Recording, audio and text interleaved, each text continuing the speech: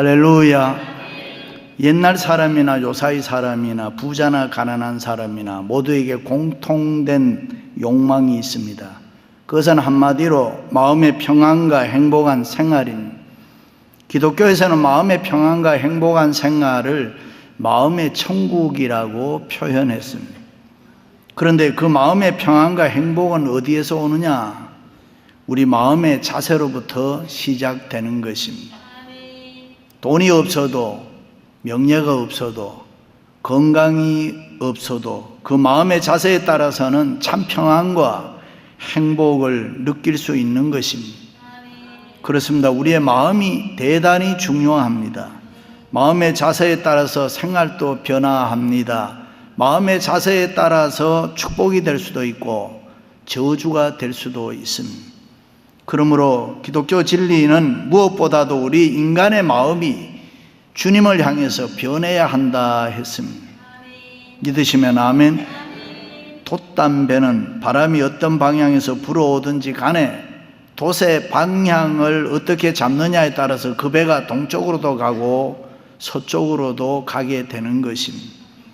인간의 삶도 마찬가지입니다. 마음먹기에 따라서, 마음의 자세에 따라서 성공할 수도 있고 실패할 수도 있고 행복할 수도 있고 불행할 수도 있습니다. 그런데 그 마음의 자세는 하나님을 믿는 신앙으로 바로 잡아지는 것입니다. 믿음으로 마음의 자세를 다스릴 수가 있습니다. 그 신앙은 회개를 전제하고 있는 것입니다. 회개하라 하는 말은 삶의 방향을 바꾸어라 하는 것입니다. 지금까지 잘못된 삶을 살아왔던 삶을 완전히 바꾸어 버리는 것입니다. 부정적인 삶, 어두운 삶, 실패의 삶, 제약된 삶, 세상에 유혹되고 사단이 좋아하는 삶을 완전히 바꾸어서 긍정적인 삶, 빛의 삶, 성공의 삶, 축복의 삶, 하나님이 좋아하는 구원의 삶을 살아가라는 것입니다. 믿습니까? 그렇다면 어떻게 해야 그렇게 살아갈 수 있습니까? 첫째는 하나님은 두려워하되 세상은 두려워하지 말아야 합니다. 항상 복종하여 두렵고 떨림으로 너희 구원을 이루라 그랬습니다. 높은 이상과 꿈이 있을수록 문제는 더 커져가는 것입니다. 그 여러 가지 문제 때문에 쉽게 우리의 꿈을 이룰 수가 없습니다. 꿈을 이루기 위해서는 여러 가지 문제와 난관과 시련을 이겨나가야 되는 것입니다. 그것은 우주의 하나의 법칙인 것입니다. 그러므로 세상을 두려워하지 않고 신앙으로 하나님 바라보며 정면으로 도전할 때 문제가 해결되고 우리가 가지고 있는 여러 가지 뜻이 이루어질 줄로 믿습니다. 창세기에서 처음으로 두려움이라는 말이 나옵니다. 하나님께서 천지 만물을 창조하시고 선악을 알게 하는 나무 열매는 먹지 말라. 내가 먹는 날에는 반드시 죽으리라. 아담에게 말씀을 하셨는데 아담이 그 하나님의 말씀을 믿지 아니하고 그만 선악과를 따먹었습니다. 따먹고 난 후에 죄 지은 것을 깨닫고 하나님 앞에 숨었습니다. 왜요? 하나님이 저를 기뻐하시지 않는다는 것을 알았기 때문에. 드디어 하나님께서 아담아 내가 어디에 있느냐라고 찾으실 때에 아담은 두려워서 숨었습니다 했습니다. 책망과 심판에 대한 두려움입니다. 그러니까 두려움의 근원은 죄입니다. 하나님의 말씀을 믿지 않는 죄에 대한 심판이 두려움인 것입니다. 보통 심리학자들은 두려움을 단순한 심리학적인 현상으로 해석하는 경향이 있습니다만은 성경은 그렇지 않습니다. 두려움은 실제 하는 것, 거기에 근거합니다. 두려워할 일이 있기 때문에 사람이 두려워한다 그런 말씀입니다. 그런데 문제는 하인 맞은 사람, 죽은 사람인 것입니다. 두려움이 없는 하인 맞은 사람은 이미 죽은 사람과 같다 그런 말이에요. 제외된 사람, 심판받은 사람입니다. 그래서 신앙생활하면서 두려움이라는 것은 마지막 보류인 것입니다. 아직도 우리 마음에 두려움이 있다면 살아있다는 증거입니다. 우리에게 하나님을 두려워하는 마음이 있다는 것은 하나님을 두려워할 줄 안다는 것입니다. 그렇습니다. 죄에 대한 심판, 무서운 사망의 저주, 지옥을 두려워하는 것, 그것이 바로 구원의 시작입니다. 경건의 시작이고 거룩의 시작이고 성결의 시작인 것입니다. 그러므로 거기에 대한 두려움이 없으면은 이 하인 맞은 심령, 소망이 없습니다. 그런데 문제는 무엇을 두려워하느냐 하는 것입니다. 하나님을 두려워해야 합니다. 세상은 두려워하지 말라는 것입니다. 먹고 사는 문제, 혹시라도 내가 몹쓸 암에라도 걸려 죽으면 어쩌나, 질병에 대한 두려움, 온갖 재난, 환난, 지진, 전쟁이 있으면 사람들은 두려워합니다. 그러나 하나님을 믿는 우리는 이 세상 여러 가지 일들에 대해서는 두려워하지 말아야 합니다. 오직 하나님을 두려워해야 되는 줄로 믿습니다. 막대기는 두려워하면서 막대기를 들고 계시는 하나님을 두려워하지 않으면 큰일입니다. 하나님의 진노의 막대기를 잡고 계시는데 우리는 그것을 항상 두려워해야 됩니다. 그렇습니다. 세상에 대한 두려운 마음은 사단이 주는 것이지 하나님이 주시는 것은 아닙니다. 그리스도를 향한 믿음이 있을 때에 우리는 얼마든지 두려움을 극복하고 이 세상의 어려운 난간을 이겨나갈 수 있는 줄로 믿습니다. 두려워 말라는 말이 성경에 몇 번 나옵니까? 365번 나온다고 하잖아요. 매일매일 그러니까 두려워하지 말아라. 우리가 미국에 이민와 살다 보면 옛날과 달리 열쇠 키를 많이 가지고 있습니다. 집키, 자동차 키, 오피스 키, 무슨 키, 키가 참 많은데 그것들을 소중히 여깁니다. 왜냐하면 그 키가 있으면은 아무리 큰 문들도 쉽게 열 수가 있으니까 그런 겁니다. 그런데 어떤 분이 이런 간증을 했습니다. 나는 아침에 일찍 일어나서 열쇠 꾸러미를 들고서 하나님, 오늘 또 세상을 하나님의 뜻대로 살겠습니다. 제 앞에 어떤 닫힌 문이 있다고 할지라도 이 열쇠 가지고 열 수 있는 줄로 믿습니다. 그렇게 기도하고 하루를 시작한다는 것입니다. 그렇습니다. 잠겨진 문이 있으면 열 수 있는 열쇠가 있는 것처럼 어려움이 있으면은 어려움을 극복할 수 있는 해결책이 우리에게는 있는 줄로 믿습니다. 일찍 예수님께서 내가 진실로 너희에게 이르노니 만일 너희가 믿음이 있고 의심치 아니하면 이 산더러 들려 바다에 던지우라 하여도 그대로 될 것이요 너희가 기도할 때 무엇이든지 믿고 구하는 것은 다 받으리라. 믿으시면 아멘. 해당장의 야이로는 예수님을 모시고 초조하게 빨리 자기 집으로 갑니다. 그런데 가는 중에 소식이 왔습니다. 당신의 딸이 이미 죽었습니다. 가슴이 내려앉았습니다. 이제는 끝났습니다. 딸이 죽었다는데요. 소망이 끊어졌습니다. 어떻게 해야 합니까? 이때 예수님께서 하신 말씀이 뭡니까? 두려워 말고 믿기만 하라. 기가 막힌 말씀입니다. 예수님의 능력은 시공간을 초월합니다. 가능성이 있을 때만 하는 것이 아니고 전혀 불가능한 일도 하나님은 하실 수 있다. 해당장 야이로가 처음 예수님께 와서 이야기할 때는 자기 딸이 죽게 되었으니 예수님 빨리 가서 우리 집에 가서 고쳐주세요. 그리고 빨리 재촉하여 가는데 혈루증 여자가 예수님 옷자락을 만진 일로 그 여자를 고쳐주다 보니까 이래저래 시간이 가서 늦어졌습니다. 그러다 보니까 자기 딸이 죽었단 말이죠. 얼마나 원망스러웠겠습니까? 이 여인만 아니었으면 예수님 내가 처음 가져갈 때 바로 갔었으면 고칠 수 있었을 텐데 딸의 죽음 앞에 할 말이 없었습니다. 인생의 소망이 딱 끊어졌습니다. 오늘 현대를 살아가는 우리들에게도 들려오는 소리는 무슨 소리입니까? 죽었다는 이야기, 힘들다는 얘기, 어렵다는 얘기, 실패, 낙심, 좌절. 여기 야이로 모든 게 다 끝났습니다. 죽었다는 것이죠. 그런데 그때 예수님께서는 두려워 말고 믿기만 하라.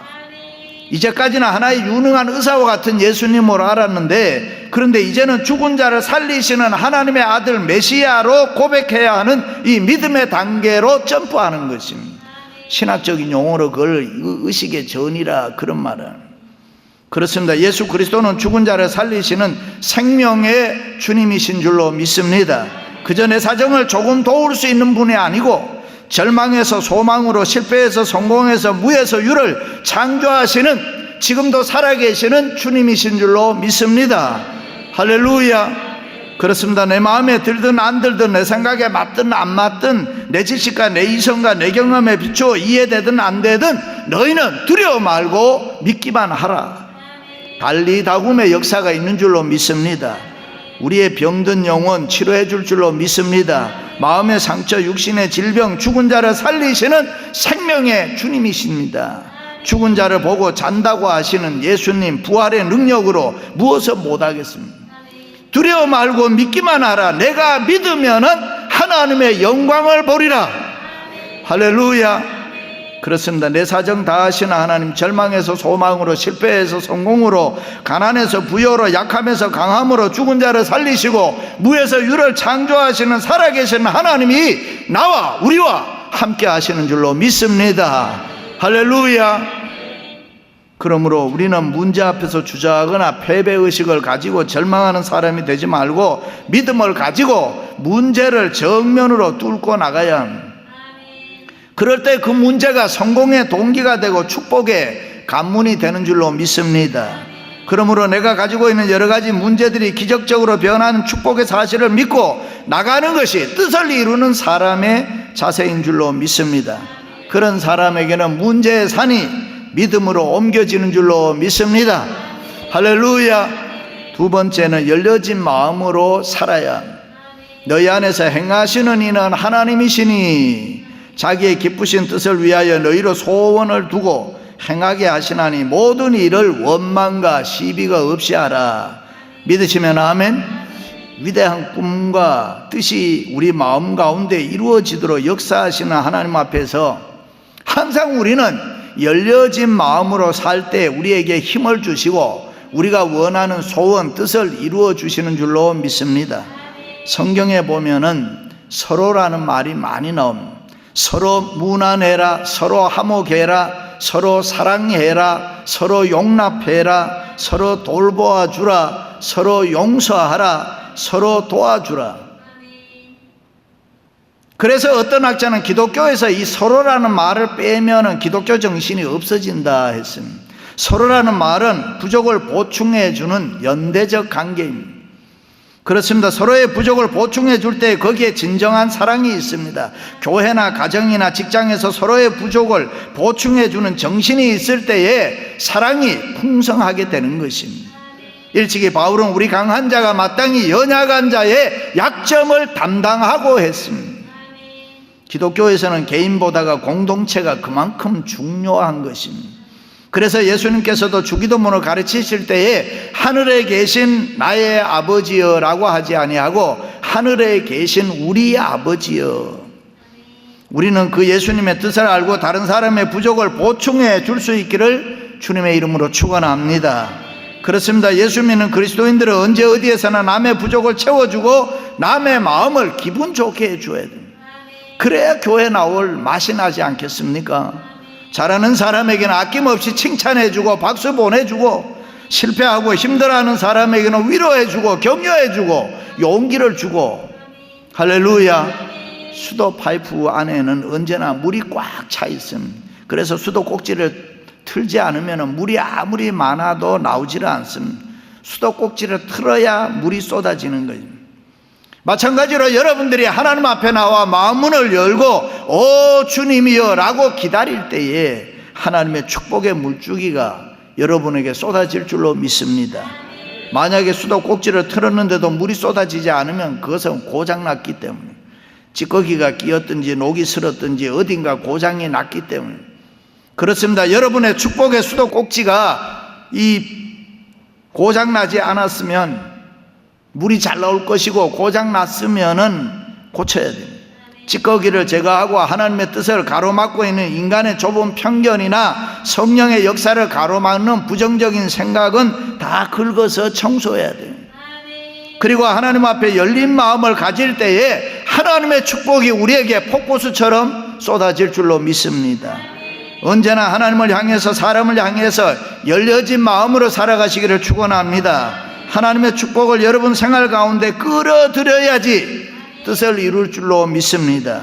그렇습니다. 부정적이고 폐쇄적인 마음은 남에게 유익을 주지 못하고 언제나 실패하게 되는 것입니다. 그러나 열려진 마음, 긍정적인 마음으로 살아가는 사람은 언제나 새롭게 됩니다. 은혜롭게 삽니다. 성공하게 되는 것입니다.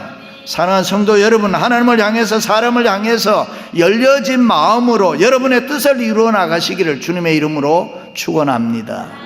마지막으로는 주는 자, 먼저 주는 자가 되어야 합니다. 이는 너희가 흠이 없고 순전하여 이그러지고 거스리는 세대 가운데서 하나님의 흠 없는 자녀로 세상에서 그들 가운데 빛들로 나타내며 그리스도의 날에 내가 자랑할 것이 있게 하려 함이라. 사람들이 세상 살아가는데 보면 여러 가지 유형이 있습니다. 첫째는 채권자형이 있지. 나는 모든 사람에게 당연히 받을 권리가 있다고 생각하는 사람이 있어요. 예를 들면 부모와 자식과의 관계에서 나를 낳았으니 먹여주고 입혀주고 잠재워주는 거 당연하고 나를 공부시켜주는 것이 당연하다는 태도입니다. 이민 오신 분들 가운데 대부분 고생을 많이 하는데 직장생활 할 때도 그렇습니다. 나의 수고에 대해서 당연히 보수가 따라야 한다는 인식입니다. 그런 마음으로 일하면 고마울 것도 없고 감사할 것도 없고 기쁠 것도 없고 즐거울 것도 없습니다. 오히려 수고에 비하면 나는 항상 보수를 적게 받고 있다고 생각하기 때문에 마음이 편하지를 않습니다. 두 번째는 독립형입니다. 내가 누구로부터 받을 것도 없고 내가 누구에게 줄 것도 없다. 너는 너고 나는 나다. 누구의 간섭이나 도움도 배제하는 대신 다른 사람의 심정이나 입장도 조금도 고려하지 않는 사람. 나 하고 싶은 대로 하는데 왜 내가 남의 비판을 받아야 하느냐 하는 식으로 매사를 살아갑니다. 도와줄 것도 없지만은 도움을 받을 것도 없다. 이런 사람을 자본주의에 살고 있는 우리들은 똑똑한 사람이다라고 생각하는 경향이 있습니다. 그러나 이런 사람은 교만하고 이기적인 반사회적인 사람입니다. 공동체의 이익은 생각하지 아니하고 남이 어찌됐건 나만 괜찮으면 된다는 고집스러운 사람입니다. 그런가 하면 셋째는 하나님과 모든 사람 앞에서 채무자로 살아가는 사람입니다. 나는 하나님으로부터 모든 사람으로부터 빚을 지고 있다는 마음으로 삽니다. 부모, 형제에게도 빚졌어요. 스승과 이웃에게도 빚졌어요. 특별히 하나님 앞에 나는 많은 빚을 졌다라고 생각하는 사람. 내가 지금까지 가지고 있는 모든 것은 다 하나님의 은혜고 남으로부터 받은 것이다. 따라서 진정 내 것은 하나도 없다. 모든 사람에게 다시 돌려주어야 된다. 이미 받은 것만 해도 내가 일평생 갚아도 부족하다고 느끼는 사람. 특별히 하나님께 너무나도 많은 신세를 지고 있다고 생각하는 사람. 무엇 하나 처음부터 내 것인 것은 없었습니다. 왜요? 빈손으로 내가 이 세상에 왔기에 우리가 가지고 있는 모든 것은 다 하나님으로부터 받은 것이다. 하나님의 은혜일세 생각하는 사람이 있습니다. 그래서 이미 받은 것은 남에게 나누어 주는 사람입니다. 은혜로 받은 것이기 때문에 은혜로 나누어 주는 것입니다. 마땅한 일이지 그렇게 하면서도 자랑할 것이 없습니다. 말로든 정신으로든 물질로든 보답을 바라는 마음이 전혀 없습니다. 깨끗한 마음으로 나는 다른 사람을 위해서 봉사하면 그만이다. 할렐루야. 성공하는 사람이나 뜻을 이루는 사람이나 남에게 사랑과 존경을 받는 사람 모두 같은 원칙이 있습니다. 그것은 축복받기 전에 먼저 축복의 대가를 지불한다는 것입니다. 예를 들면 가을에 좋은 열매를 거두기 위해서는 시절을 따라 거름을 주고 비료를 주고 약을 뿌리고 정성을 다해서 값비싼 대가를 먼저 지불해야 되는 것입니다. 자녀의 교육도 그렇습니다. 그들이 장성해서 성공하기까지는 부모는 많은 수고를 해야 하는 것입니다. 그런데 여러분, 우리는 그것을 기쁨으로 해야 된다. 먼저 기쁨으로 심는 자가 되어야 된다. 먼저 희생하고 먼저 베풀고 먼저 나누어 줄 줄 아는 사람이 되어야 한다. 어떤 분은 나는 물질적으로 넉넉하지 못하니 드릴 것도 없고 남에게 줄 것도 없고 그저 내 자신만을 위해서 살기 어렵구나 하는 사람도 있는데, 그런 사람은 언제나 정신적 빈곤과 물질적 가난을 면하기가 어렵습니다. 일찍이 예수님께서 뭐라고 해요? 주라! 그래야 하면 너희에게 줄 것이니 곧 후히 되어 누르고 흔들어 넘치도록 너희에게 안겨주리라. 믿으시면 아멘.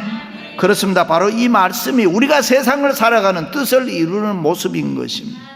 그 약속의 말씀인 것입니다. 우리는 이 말씀 따라 선한 일에 앞장서며 살아야 될 줄로 믿습니다. 할렐루야. 이스라엘에 가면은 갈릴리 호수와 사해 바다가 있습니다.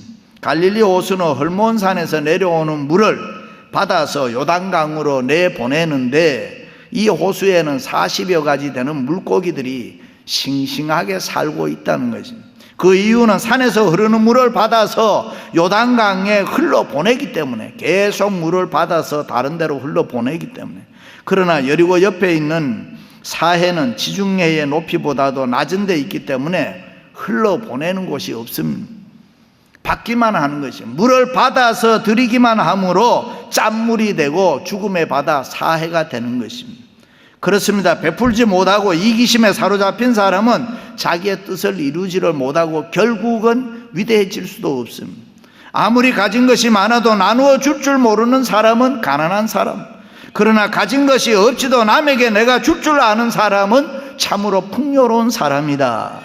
이웃을 위해 무엇인가 나누어 주는 우리가 될 때에 그것이 바로 우리가 축복이 되는 것이며, 오늘 그 결단이 내일의 축복을, 약속을 받는 길인 줄로 믿습니다.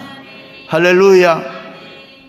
어느 무더운 여름 대낮에 마물의 상수리 나무 밑에 쉬고 있던 아브라함이 나그네 길손 3명이 급하게 자기 집 앞을 지나가는 것을 보게 됩니다. 중동에는 강한 떼약볕으로 인해서 열사병에 걸리는 일이 많으므로 대낮에는 날이 너무 뜨겁기 때문에 여행을 하지를 않습니다. 그런데 아브라함은 장막문에 앉아 있다가 나그네 3사람이 맞은편에 있는 것을 보고 달려가서, 이렇게 날씨가 더운데 가시다 보면 몸에 혹시 병이라도 들 수 있고 하니 우리 집에 들어와서 좀 쉬세요, 쉬다가 가세요.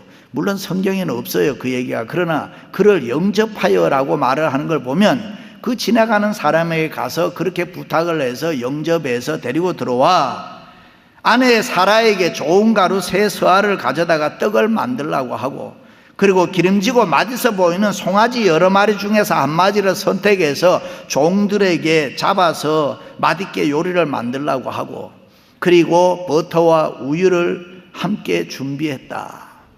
여러분, 참으로 대단하지 않습니까? 그의 모습이 너무나 아름답고 풍요롭지 않습니까? 넉넉하고 덕 있어 보이지 않습니까?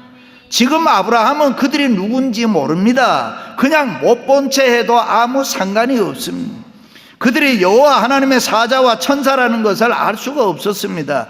그는 그저 꿈으로, 환상으로, 이론으로 신앙생활한 것이 아니고 실제적이고 구체적으로 하나님을 믿었기 때문에 부지 중에라도 지나가는 손님들 하나님 대접하듯이 정성을 다하여 대접했다.